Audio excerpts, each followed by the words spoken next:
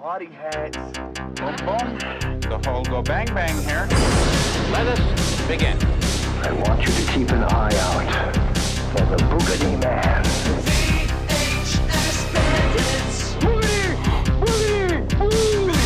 VHS Bandits. Welcome to Coxwell Don't need no DVDs, don't need no Betamax. These are the VHS Bandits.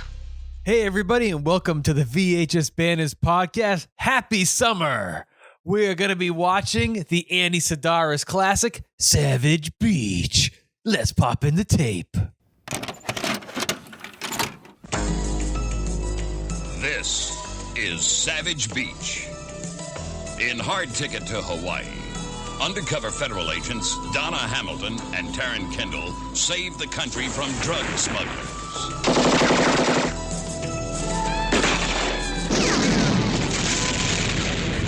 In Picasso Trigger, they save the world from the brutal hand of an international assassin.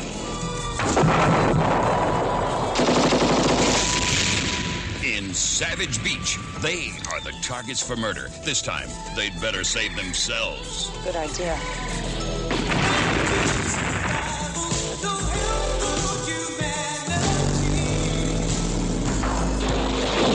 Donna and Taryn crash land into the center of a search for a ton of gold.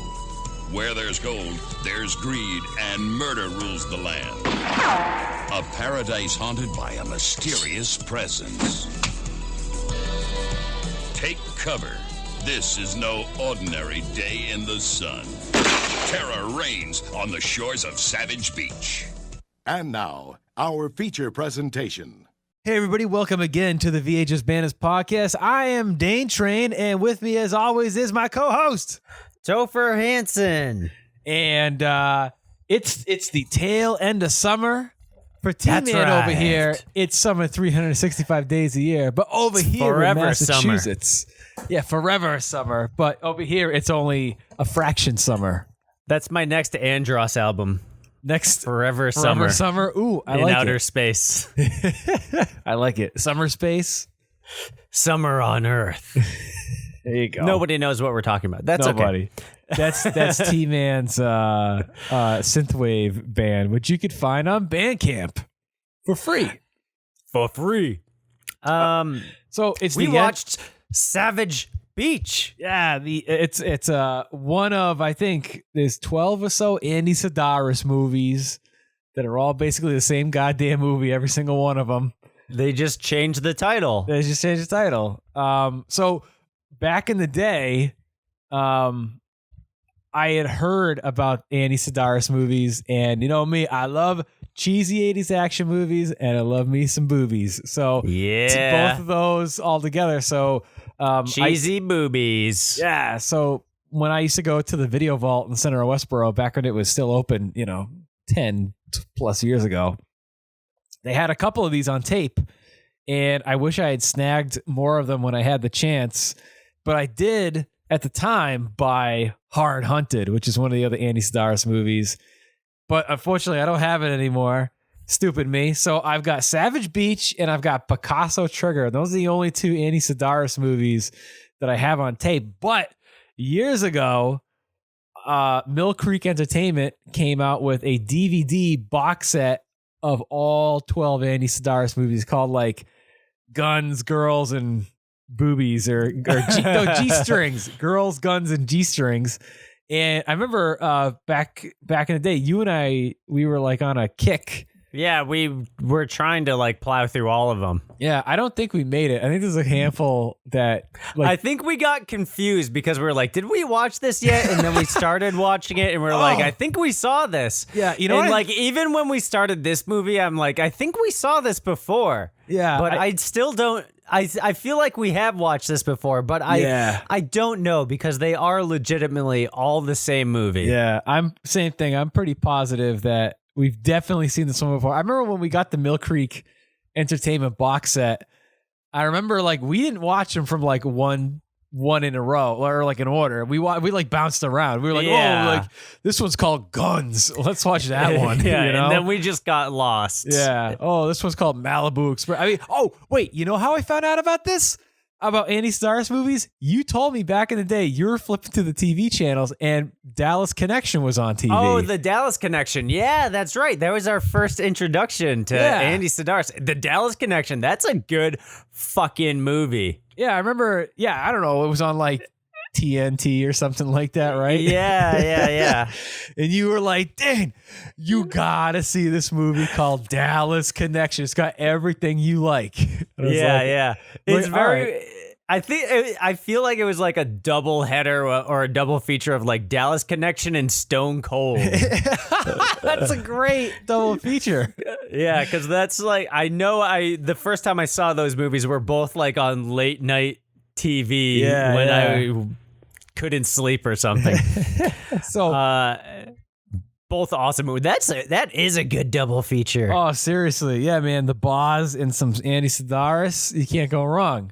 No way. That'd be great. Oh, we got to do that for the show one of these days. Seriously. I know. We should get, I know John, I think, loves that movie. I think we should get him back on here to do that episode. Chris also likes that movie. My producing partner, Chris Goodwin. Ah, that's right. Yeah, He'd we be should, great we for should that. get him on there. Sure. Yeah. Cool. But anyway. So, again, it's the end of the summer. And we were like, the days to go to the beach are winding down. yeah. So there's only one beach left that's open. That has Savage Beach. That has, if you go down to the Cape, it's got free parking up until Labor Day. Seagull Beach. Red River Beach. The Bourne Bridge Identity. So, so this is our last one of the summer, folks. And then we probably got like 2 shows after this, and then we're heading into some spooky October shit. So get into that soon. But in any case, so Savage Beach, you can't get any more summery than this. It fucking takes place in Hawaii, or at least we think it does. Yeah, no, it definitely does. Or Hawaii adjacent. And it's on like a remote. I think it's a remote island off the coast of Hawaii. I don't fucking know. I don't know. Let's just for simplicity's sake, it takes place in Hawaii. Yeah, the end credits said it was filmed on the Friendly Isle of Makalakabakahu. Yeah. So this is an RCA Columbia Pictures home video. I think, if I'm correct, I picked this one up at the Video Vault in Westboro as well, but I can't tell because the sticker No stickers is no longer on it. It's gone. So maybe I didn't. I don't know. And you could tell there used to be a sticker on it that was like a Be Kind Rewind sticker, but I'm not too sure. But in any case, on the cover you got the 2 babes who are the stars of the movie holding a crossbow and some guns, and there's like a ninja dude behind them with a samurai sword, and it says, "If you think they look easy to kill, look again." What? I don't know what the hell that means. All right. So Look again, you'll find out that there's a samurai behind them. yeah. It's rated R, color, 94 minutes, printed in USA. It says it's from 1990, but I thought this movie was from 1989, but I don't know. To me, it feels It very looked like it was late 80s. It was released in 1990. It looks very much mid to late 80s. Yeah. Like the hair, there's a lot of mullets, a lot of mustaches. Yeah. A lot of like brand new like breast implants, Yeah, like when yeah. they first came out and were pointy. So if this was made in like 89 or let's just say it was made 89, released in 90, I think all the other, there are probably a whole bunch of other Andy Sidaris movies that were made after this, which probably means this was probably at the tail end of what I would consider to be the best golden age the golden of Andy ages. Sidaris. Right. We're like, the ones that were made in the 80s are fucking great, and the ones that made in the 90s aren't so great. And they feel very, very 90s. But anywho. So the back of the box, you got another picture of the babes. You got a picture of some of the bad guys. You got a picture of the of a van blowing up. So it says, read the back, because still have no idea what happened in this movie. This might clear some stuff up, hopefully. Let me take a guess. Okay, of what, I'll tell you before we actually read the plot, let's give our best guess as to what this movie is Good about. idea, because I haven't read the back of the box at all myself. Yeah. All right, so you go ahead. You write the back of the box, and then I'll write the back of the box, and then we'll read what the actual back of the box says. Okay, so it's the future of 1988, and Japan has some rogue militants stranded on an island that still think World War II is going on, and the army realizes that they have gold hidden on that island as well. And the Japanese soldiers are covering it up and hiding the gold from America for some reason because it's still World War II in their minds. And the army needs to send some hot babes with machine guns to go recover the island.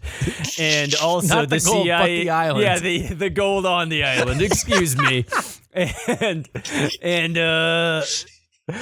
they need to also send the CIA in with an army guy and some Mexican army guy named Martinez. And Martinez wants the gold for himself and his hot babe girlfriend, who is in a punk motorcycle gang. And they come to a head when they crash land on Savage Beach. All right, that's my back of the box. That's great. Oh man, mine's gonna be probably pretty close. So, all right, go ahead. Let's see. So, two topless. No, hold on. Sometimes topless. Hold on. In the late 80s, a bunch of topless babes are like fighting the cocaine wars in a pineapple factory warehouse, and then they go into a jacuzzi topless and all hang out, and then they get orders that some Hawaiian island needs medical supplies in a hospital that just has a bunch of hats on the wall. So this is the entire plot. So these two chicks who are a part of these four chicks and some dude who only shows up for like a split second with some other chick with some really nice party hats hanging out.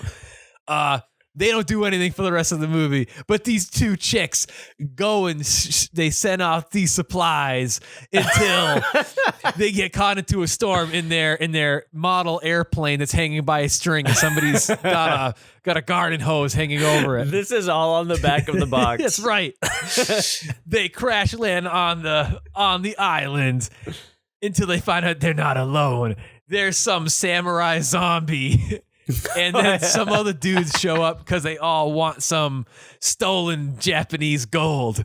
Who will survive on Savage Island? No, Savage Beach.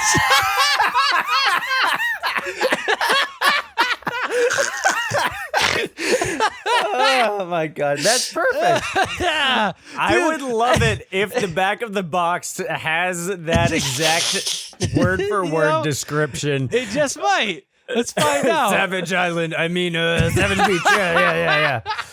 By Andy Sidaris. Hey,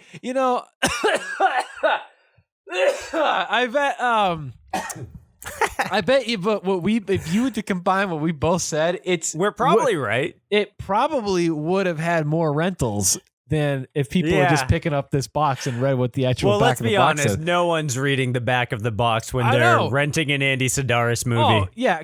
On the front, underwear says Savage Beach. It says an Andy Sidaris film. So if you've watched any of the 10 before this, you already know what the fuck you're getting yourself into because they're all the same goddamn movie. So, all right. Anywho. So this is what the actual back of the box says. So, dun dun. In this blazing action adventure, the desperate search for $1 billion in stolen gold, exposes two beautiful Drug Enforcement Division agents to the ultimate in danger and turns the shores of a tropical island into the blood-spattered sands of Savage Beach. Playboy centerfolds Donna Spear and Hope Marie Carlton star as Donna and Taryn, two federal agents whose latest undercover mission ends when their plane crash lands on a deserted South Seas island. Their hope of a quick rescue is destroyed when they are captured by a group of U.S. naval commandos who have come to the island seeking a fortune hidden there for 50 years. But a traitor has infiltrated their group. A band of death-dealing terrorists storms the island, determined to grab the gold and leave no witnesses behind. Donna and Taryn are caught in the crossfire as the warring factions fight over the golden treasure. Their only hope of living is to join forces with their captors. ... And pray that the men's dedication to duty is stronger than their lust for gold. Yeah, that's the back of the box. That's pretty much what we said. I'd say so. But yeah. Except for the zombie samurai, but other than that, yeah, it's they pretty left safe, him man. out. Yeah. So Same- did I. same I thing. forgot all about him. Oh yeah, that guy. We'll have to get to him at some point. Oh, yeah. That's actually that clears a few things up. So that confirms that the army guys are good guys. We didn't know. We had a debate whether or not they were good or bad, but I think they're good. Well- except for Martinez is the bad guy. Well, it's weird because, like, okay, so Because he's the terrorist that Yeah. infiltrated them. there's two guys. You got this blonde guy, you got this older guy, and then you got Martinez, who's it's weird because he said he's like the president of the Philippines, right? What? Does he look Filipino to you? I mean, I don't know, man. I think, but his name was Martinez, so I don't know. Anywho, he's like It's Spanish colonialism. I think the he's like Philippines. the leader of some country, right? And I have no idea. I don't know. So, anywho, you got him. You got older guy. Wait, I think it says what the hell his name is. Captain Andreas. Captain Andreas, maybe? I don't know. But in any case, Sure. you got these three guys, and the young guy, so he's in a motorcycle following a U.S. Army Buick Century down the Hawaiian roads. Wait, so should we start from the beginning? All right, okay, let's start from the beginning. But So- I think what I'm saying is I think that confirms that they are good guys. Well, because I didn't know until the very end of the movie because he shoots the guy in the Buick Century. I thought he shot him and killed him, but apparently it was a tranquilizer. Oh, right. Yeah. Because yeah. Okay, we'll get to that. Yeah, we'll get to that. All right. So, anywho, So, yeah, the movie starts in typical Andy Sidaris fashion with two hot babes in a Jeep with guns, and they pull up to the loading docks of Pineapple Company. Delight Pineapple Co., right? Yeah, something Where they're something putting along those cocaine lines. in the pineapples. There's cocaine in the pineapples. It's a genetically modified cocaine pineapples. 100% unnatural. These are not organic. And there's two dudes with mustaches who are loading up 2 boxes of printer paper / cocaine pineapples. And then the 2 babes show up and they're like, hey boys, do you want to have some pineapples with us? And they're like, the docks are closed, ladies. But they show them their titties, or I don't know, they're like, we're 2 hot girls, why don't you come hang out with us? Oh, they And got then- a thermos filled with mojito or something they're like that. Yeah, they take out this like Pee-wee lunchbox thermos and convince the guys to go drink thermos juice with them. It makes I don't no know. sense. But yeah, but like their boobies are all hanging out, so they're cool with Yeah, it. yeah. If a hot chick comes up to you and offers you a thermos and her titties are hanging out, Yeah. you say yes. Driving mopeds nonetheless. Oh, they were on mopeds? I thought they were on where did their Jeep come from? Because those babes showed up in the mopeds to distract those two guys. Oh, because this is the 4 of them, and then it turns into the 2 of them later. Right, right. Because the other 2 chicks show up in their red Jeep, and they go in to infiltrate and find out what's going on with the cocaine pineapples. Right, yeah. So while moped thermos chicks are distracting mustache bad guy, the Jeep chicks find the cocaine in the pineapples. which is funny because like the pineapple itself is already like cut on the top. Yeah. And the thing's cored, so somehow it's not like rotting away. It's gonna go bad. Yeah. And like if you leave an apple out for like 2 minutes, it's gonna turn brown and gross. I don't know. You don't want stinky pineapple, moldy cocaine, do you? Without putting it like in the refrigerator, you know? Yeah. And then the top is just sliced off, so it's not like it's even like locked in. I mean, the thing could just slide right off. Yeah, and these are in not crates. like in Jurassic Park where it's this whole mechanism to hide the dino DNA. Yeah. Put it on a piece of pie. Yeah. So like they go up to like the foreman, like the guy who's like running the operation, and like, here's my warrant. We found you cocaine and pineapples. Here's my badge. And the guy goes, here's my shotgun. So they get into a gunfight, which is pretty good. This is the action in this is really this is a good movie. It's fun. The action is, I mean, it's Andy Sidaris. So it's a cheap 80s action movie it starts off where most 80s action movies have to get to this point, like this, like fucking striking point.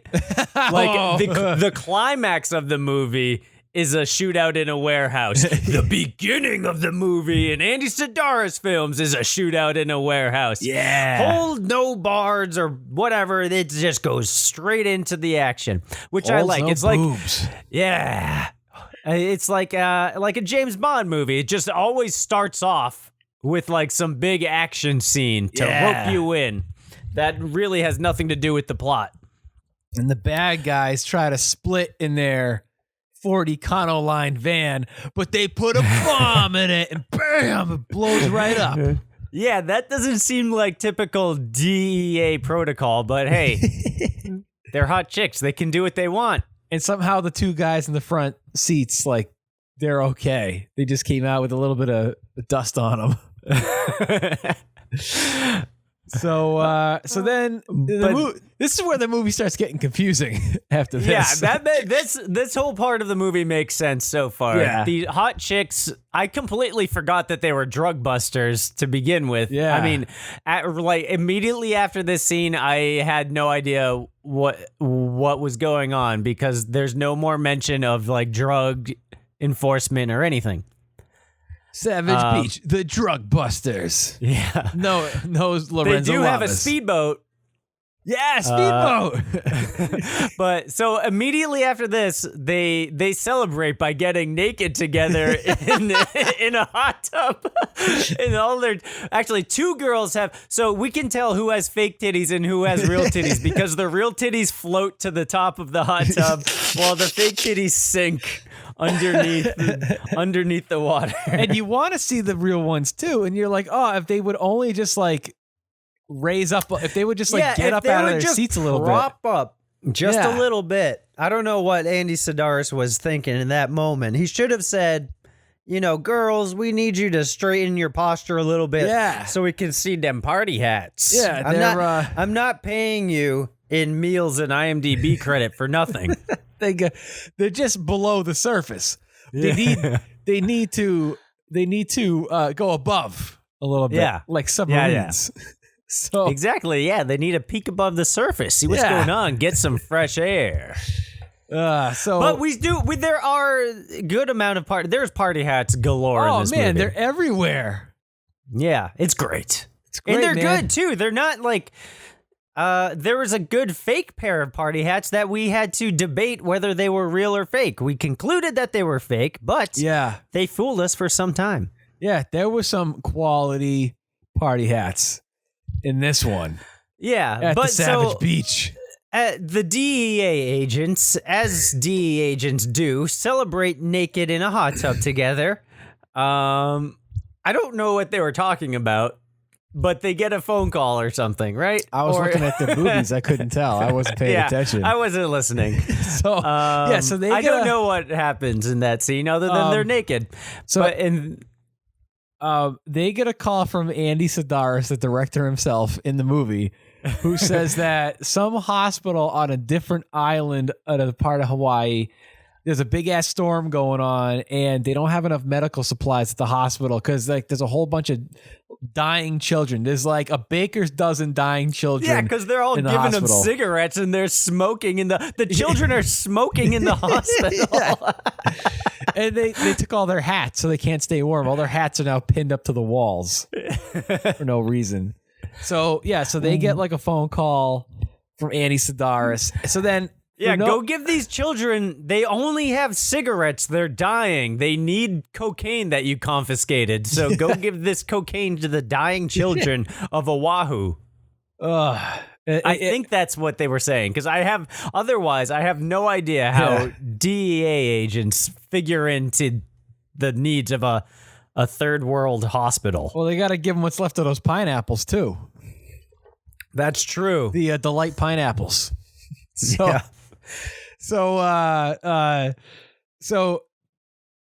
next thing you know, Andy Sidaris calls some other guy who's fucking a girl, which is cut in between. Like it shows this Fabio looking dude with a mullet, fucking some girl in a pool with perfect party hats, perfect top 10 party hats. Yeah, top tier. Delight pineapple party hats, if you will. They were very similar to the party hats of that chick in Night of the Demon, by the way. Night of the Demons. Yeah, right. These might be. We need to do a top 10 party hats or something. Oh, we need to start doing mini episodes where we count down top 10 whatever bullshit things we can think of. All right, we'll get on that soon. We'll start doing that. But I was just, my point is like he's fucking this girl and it's like intercut between multiple scenes. And it's confusing as to because it goes from like Andy Sidaris calling the other girls, and then it shows this guy fucking them, and then it goes to some other dude, I think, and then I don't know. It's just weird. It shows this guy fucking for a long time before he picks up the phone. It wasn't even like on the phone. Like there's like an intercom. It's like it's like out by the pool. It's like you have a call on line 1. Pick up the phone. And then they also, like, the other girls have a fax machine on the patio of a restaurant that they live at and bathe at. I think it's called Rockies. So like this is when all the ridiculous nonstop innuendo dialogue comes in. Oh my God. Every sentence is an innuendo. It starts off with like the UPS guy shows up with like an easy bake oven and the girl goes to pick up the easy bake oven and she's like, I just put in the dough and it rises, unlike my last husband. And then he's like, all right, see ya, lady. I don't know. What the fuck was that about? Is she a drug agent and also runs a restaurant? Maybe. What the fuck? Where she cooks all of their entrees in a little easy bake oven. She's gonna get a lot of pineapple pie going. I guess so. Real quick. What? Just real quick. If anybody's listening to this show and you're in Hawaii and you're a tape collector in Hawaii, shoot us an email. I would like to know some stories about VHS in Hawaii. Did VHS make it to Hawaii? Of course it did. What are you talking about? Did VHS tapes? What do you? Well, no. What I mean is like everything's more expensive in Hawaii, right? Yeah, you think they don't have VHS? What I mean is like are there? I mean, what I mean is like, do people trade like to What year is it Hawaii? in Hawaii? Well, you know what I mean. Dave, you need to lay off the ice, brah. What I'm saying, Jesus Christ. What I mean is like, I want to know what the VHS scene in Hawaii right now is like in the year 2018. So if anybody is in Hawaii, we want to know. The VHSFans@gmail.com or hit us up on Instagram. I want to know about Hawaii VHS. Lay off the ice. Be kind to your tenderonis and tell us about VHS in Hawaii, brah. Don't use the N-word. Nope, you'll be taken off TV. If you take it off TV, you start crying on a talk show. And also morally, it's probably not good to use that word either. Spray with bear mace. I've got paintballs, bro. You don't want none of this. Oh Christ. All right. So they get a call from this other guy. These girls are the original Dog the Bounty Hunter. That's right. He would be for real. He would be great. He's like a real life Andy Sidaris movie. He should have said, "Lay off the pineapple ice, brah." Party hat police.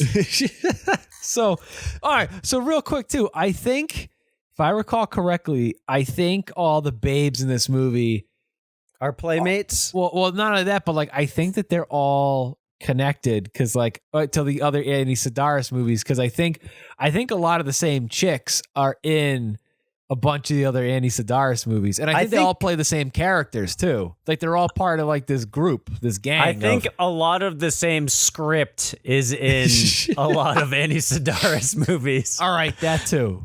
The title page is the only thing that changes. That's very true. Yeah, so now we are legitimately confused by this point because the DEA agents also run a restaurant where they bake pineapple pizza pie or something and need a new easy bake oven for whatever reason.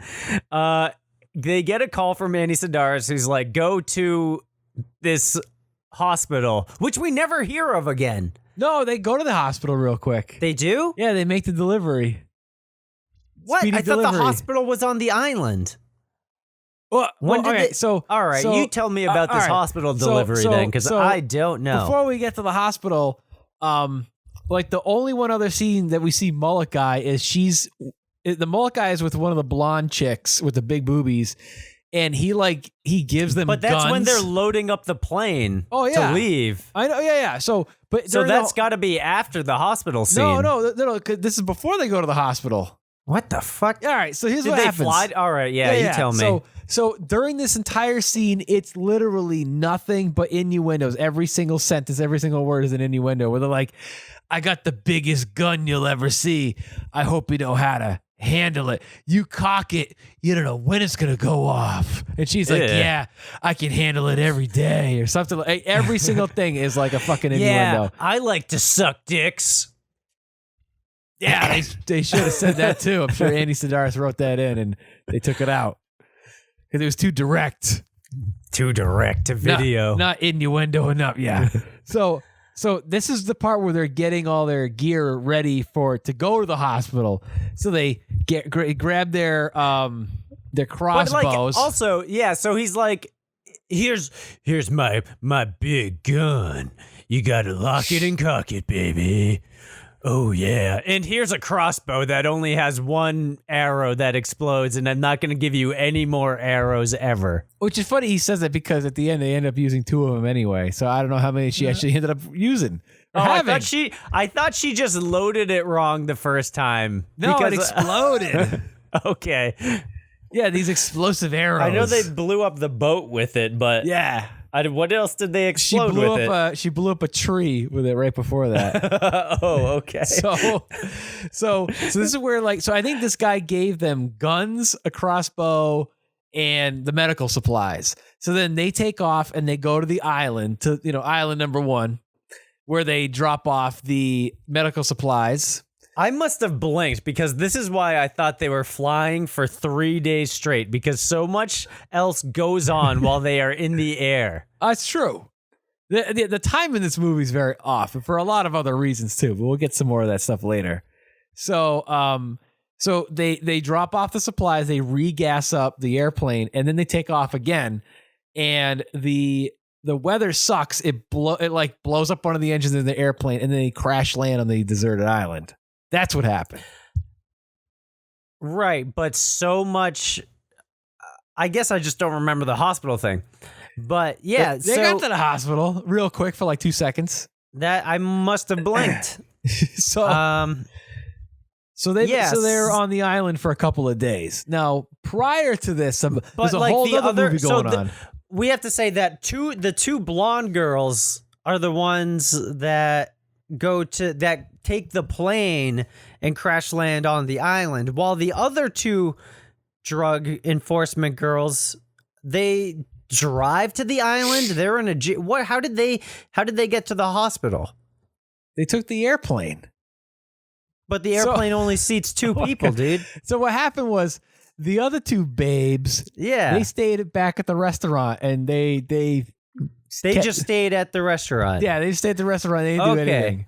Okay, yeah. Whereas the two blonde chicks took the airplane to the hospital, and then on their way coming back, their plane got fucked, and they crash landed on a deserted island.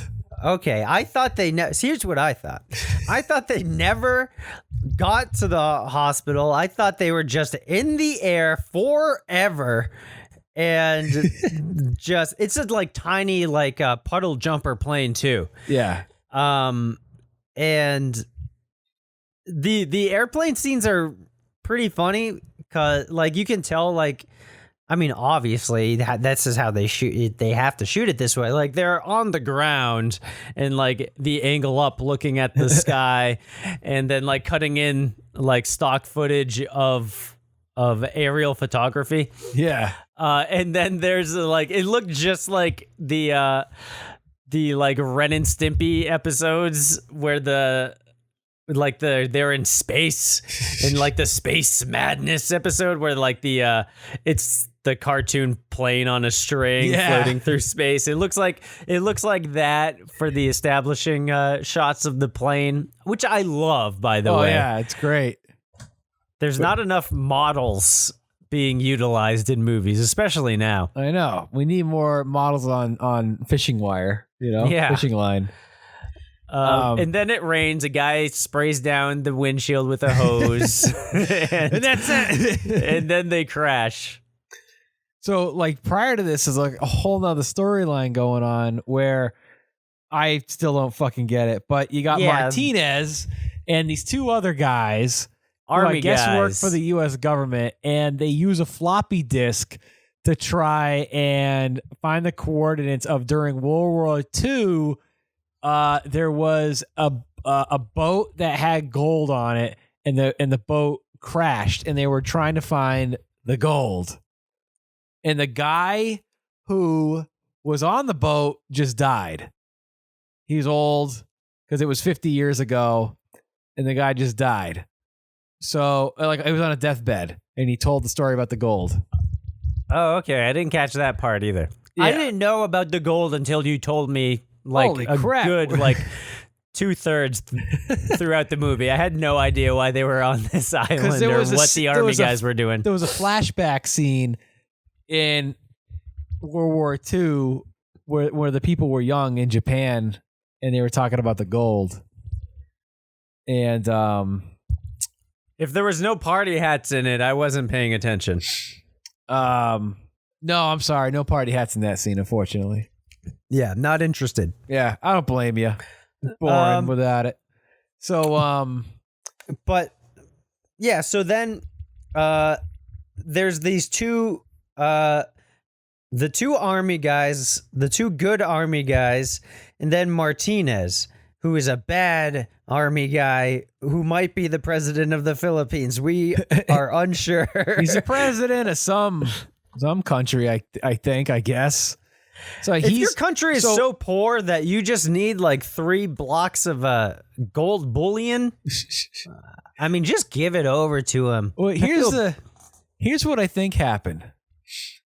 I think what happened was that during World War II, the Japanese stole these gold bars from Martinez's country. So Martinez now 50 years later in the 80s thinks that he's going to find the gold. It's the gold bullion of the 80s. Yeah, and it's going to like liberate his country or something. Okay. He's going to use the gold to like, to buy some more country. Yeah, to like, Put do some more country on there. Do some country renovations, I guess.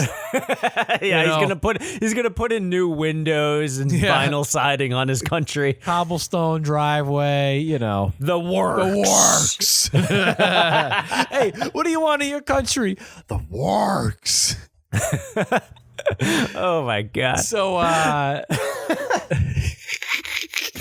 that's what I think's going on. So everybody's copying the floppy. Yeah, might as well. They didn't watch the Don't PSA copy that that says floppy. don't copy that floppy. And everybody's copying the floppy because they all want to have the destination. They all want to play word munchers for free. Yeah, word munches and number munches. Actually, So- the program that they use looks a lot like Command and Conquer. Oh, it's surprised what it was. it's like the digital version of Risk when it first came out. Yeah, DOS. on Windows. MS-DOS. Windows 89. So everybody's making a copy of that floppy, and Martinez gets a copy of the floppy from this British guy, and he gives him a suitcase filled with money, and he goes, "Have a blast," and bam, the guy blows up. He goes- does blow up a guy in the desert. He goes, Which "Don't doesn't- spend it all in one pieces." and then he fucks a hot chick. Yeah, he bangs the chick with the banana boobs, which we debated may or may not be real. Yeah, but we figured out that they, due to their lack of natural motion, The buoyancy. yeah, they are false titties. Gotta be some plastic behind those. Yeah, So you got a little love but they're good scene. ones. Yeah, you get some love scene between her and Martinez. And there's a lot of jump cuts in it too. Like there's one angle, but it edits around them where their bodies just jump around. I must have been a thing where like they didn't want any of the staff or any of the crew around, so they just took the one camera, hit record, and let then everybody left. leave the room Yeah. while they like did their sex scene stuff for 5 minutes. While Just tossed Andy around. Sidaris was in the closet Yeah, peeking. jerking it. So, and they're the only two people that have sex scenes. There's 2 sex scenes in the movie, and only those 2 people have the sex scenes. There's that one, and there's another one where they're in the back seats of a late 80s Buick Century sedan. Well, there's the dude fucking the girl in the pool in the beginning. Oh yeah, but it's not like a I dedicated mean, he's sex just scene, kind though. of rubbing his flaccid penis on her on her pelvis. I don't know if there's Well- any penetration implied. Well, but that's not like a full on sex scene. That's like it's if for like a quick second. And but these, dude butt, Oh yeah, which and you see some cancels dude out butt. the party hats. But the other guy's got a whole nother dedicated sex scene in the back of this car as they're driving down like Honolulu Seriously. Boulevard. Yeah. But so now you got like 2 Lots parties. of saxophone in this movie too. Oh yeah, you're right. There is a lot of saxophone. Lots of saxophone. And the music's Saxophone. good. I'm not gonna lie. Like the main theme to this movie, I thought was really good. Yeah, no, I the really music's liked cool. Go It's on. perfect for this movie. Yeah, go on the interwebs. You can probably find it. So basically you got two parties now who are after the gold. You got Martinez and the US government guys, and then you got like these other Japanese people who is led by Ali Young, the famed henchman from every 80s action movie ever. Yeah, who does he? So Al Leong and other guy, they beat up some U.S. Army dudes. I and then think so. Make ID. I don't know I don't know, but they Al Leong use- and some other guy go into a hotel room where there's these 2 dudes. Let's assume they're U.S. Army. Yeah. And they beat them up, and then they like scotch tape their own photos over their U.S. Army laminated driver's army license. Yeah. And then they're like, it's perfect. And then they fool some other army guy on the base and infiltrate the U.S. Army base and do something there. I don't really know what they do. Copy of that floppy. That's what they got. They copy that floppy. So that way they know where the gold is. Everybody's after the gold. The The only people who aren't after the gold. gold, who's on the place where the gold is, are the two chicks who crash landed on the island. Yeah. So I guess let's talk about the chicks on the island. They crash land on the island. They're there for and like a they're- couple days too. Yeah, and they're immediately like, well, we better get topless and go bathing in the ocean. Oh, yeah. So there's about 5 minutes of them running around naked on the beach. During which the is- but sunset.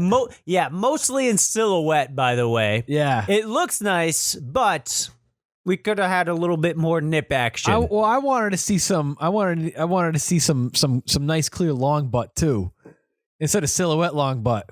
Yeah. Put more long butt on this. Yeah, that's actually something I thought that was really lacking in this movie. Was a lot of nice close up long butt. Yeah, there's more dude butt than long butt. I know, seriously. Come Put on. some more long butt in there. Jeez. So I next thing- can't fit any more long butt. Can't fit Hey, any more put long some butt. more long Put butt some on long there. butt. I don't know if the viewers at home know what the fuck we're talking about. Why but- don't you fill them in? All right, years ago, Crown chicken. down on Cheap plug. down on Lincoln Street in beautiful downtown Worcester, Mass. There's a shitty little restaurant called Crown Fried Chicken, And they sell literally everything.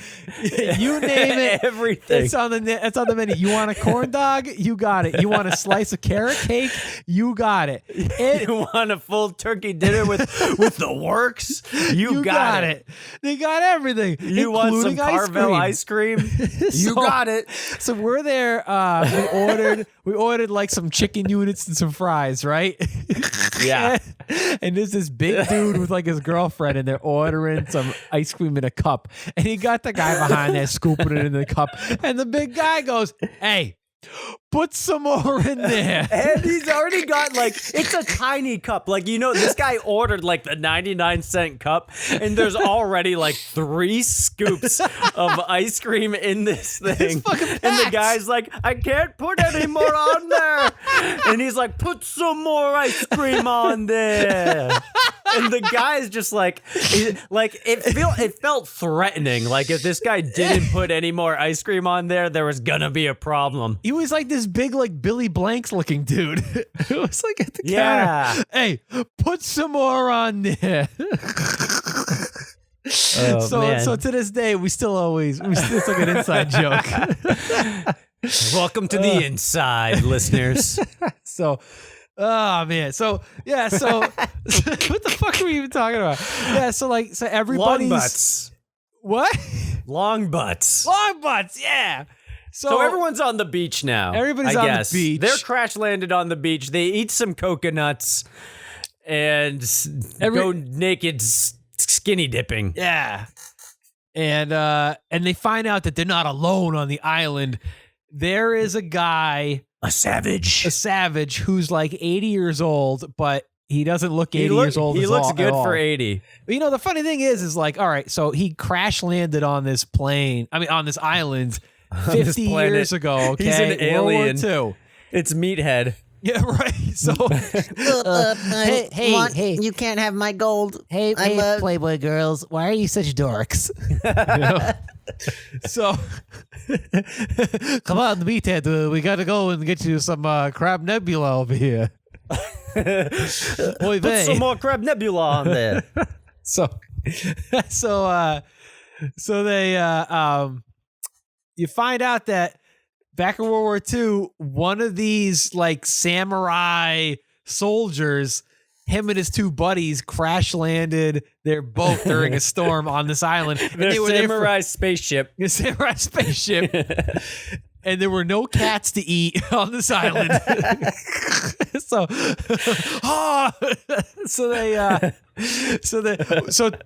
they ended up. That's an Alf joke, not an Asian joke. So hey, no problem. So they find out that so some other like U.S. Army guys show up. They just slaughter them instantly.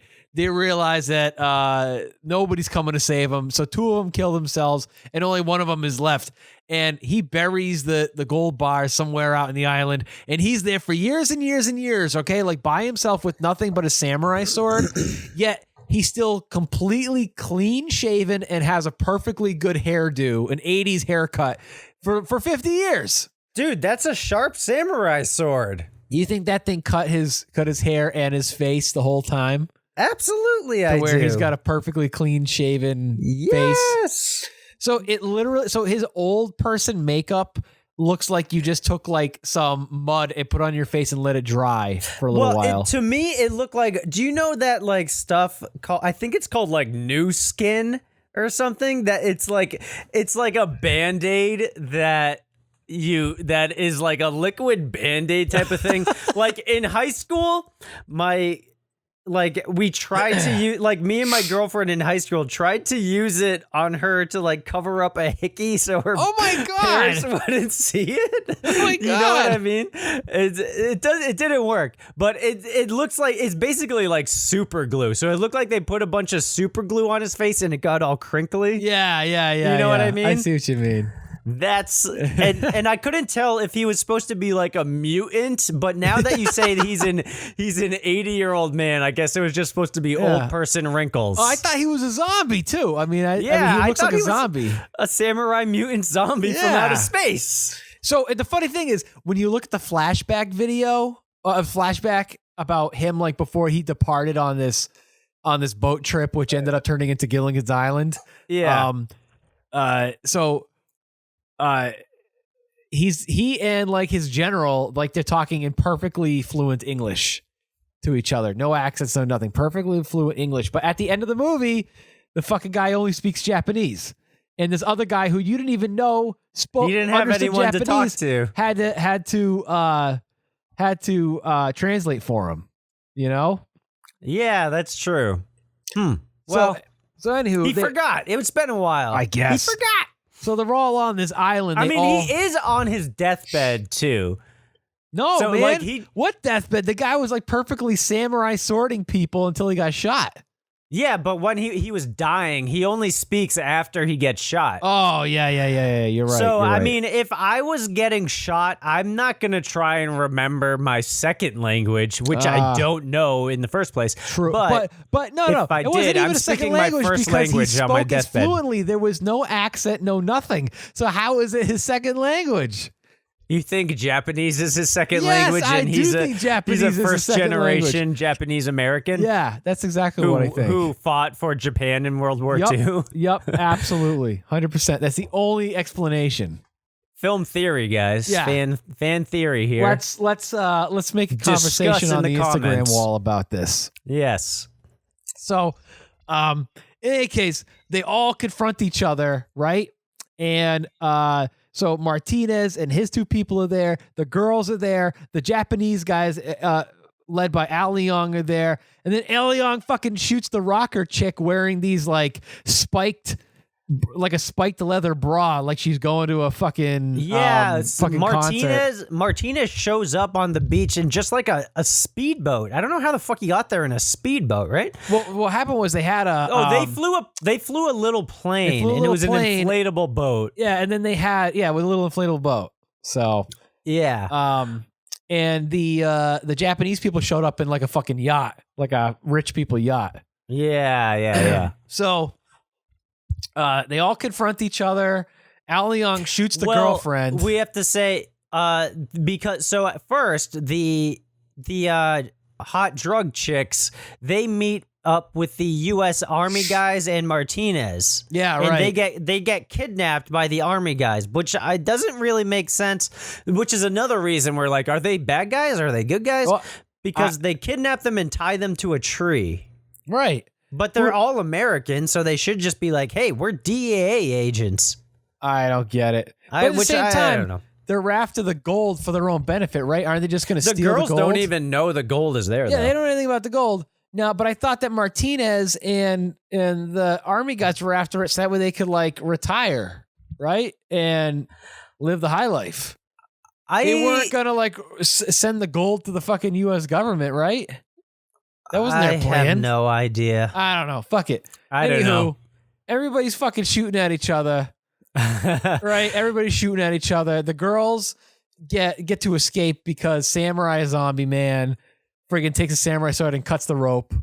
And they're all fucking fighting each other. Alion gets the fucking samurai sword in his chest and he looks like he's shitting his pants as he's getting his samurai sword at him. He has the best death in the movie, as Alion always does. Absolutely. So everybody, all the fucking Japanese guys get killed, and the only people left are so they're going to the only guy who I guess is bad is Martinez. So Martinez is shooting at everybody, and because he gets the gold. That's right. Yeah. He's got the gold, and one of the blonde babes takes her crossbow. Fucking shoots it at his boat because he spills over the gas can, which has no cap on it. It fucking explodes. He does a really good double take. Oh yeah, He sees the gas can spill over next to the gold. He goes, and then boom, explosion time. Which I didn't even think, like, you barely see. There's maybe like 2 frames of the girl shooting the crossbow before it explodes. Right. Like, it just seems like he blows up the boat with his own mental telekinesis. It just explodes. And then they all fly back to America somehow. Yeah, well, like, so they talk I mean, regular Hawaii, not Savage Beach Hawaii. Because, like, so...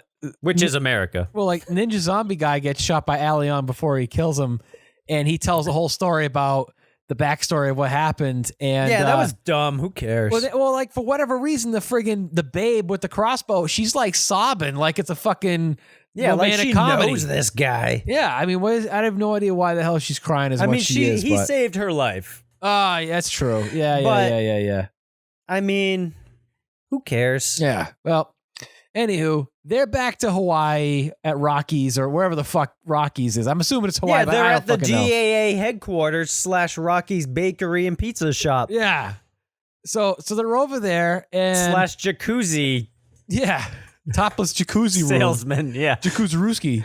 The DEA jacuzzi room. So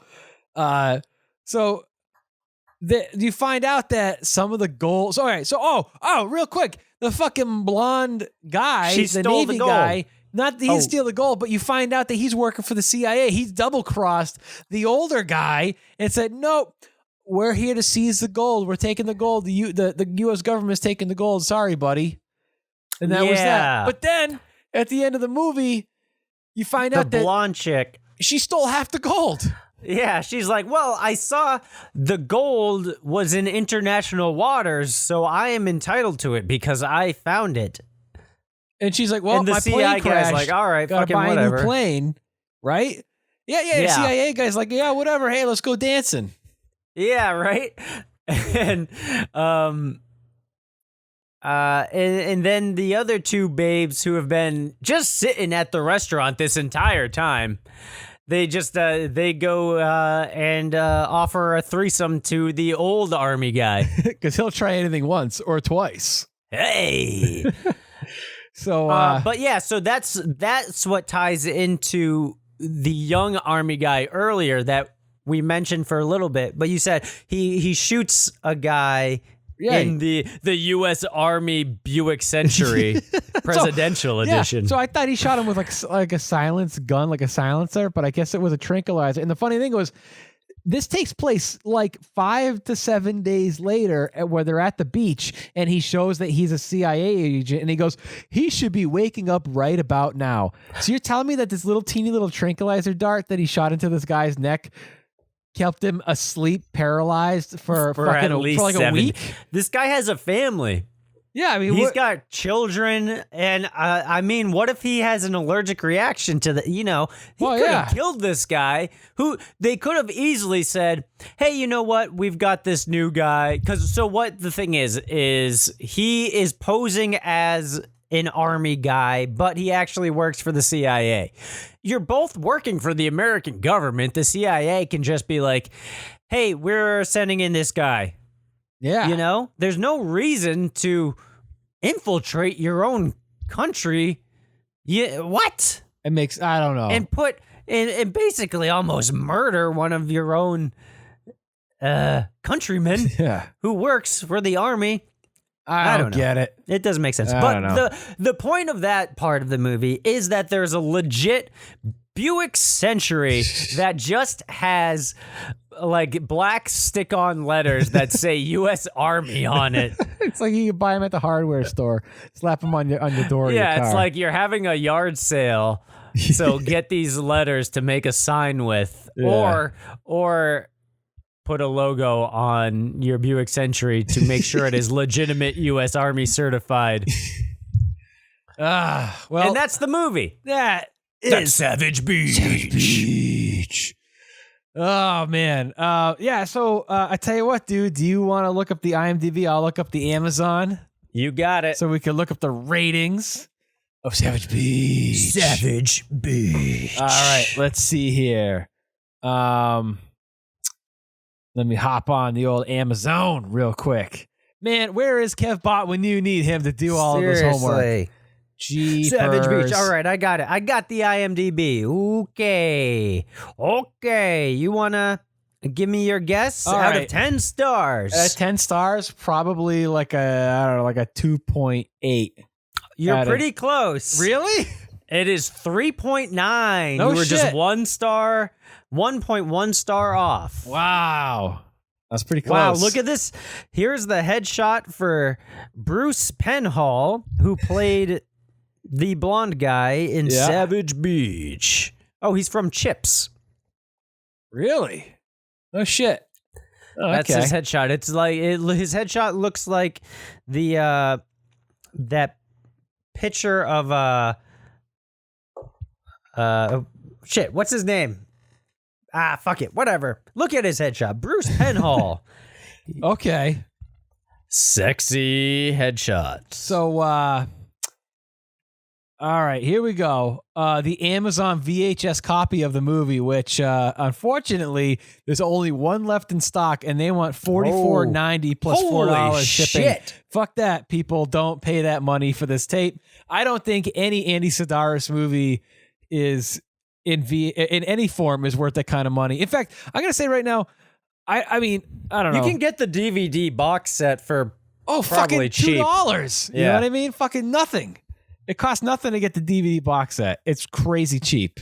You don't spend all this crazy money on the tapes. I know, I think the most expensive one, or the one that everybody really likes the most, is Hard Ticket to Hawaii, and people want stupid money for that. But honestly, go buy the friggin' $2 DVD thing. I know as a tape collector, I'd be like, buy the tape, but fucking, it's an Andy Sidaris movie.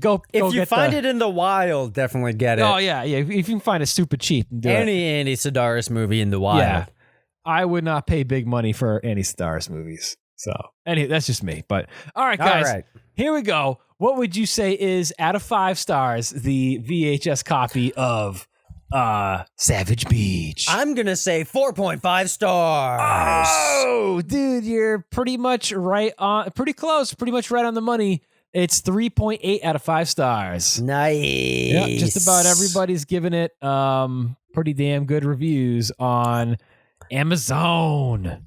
Good. Yeah. So anywho, so what do you think?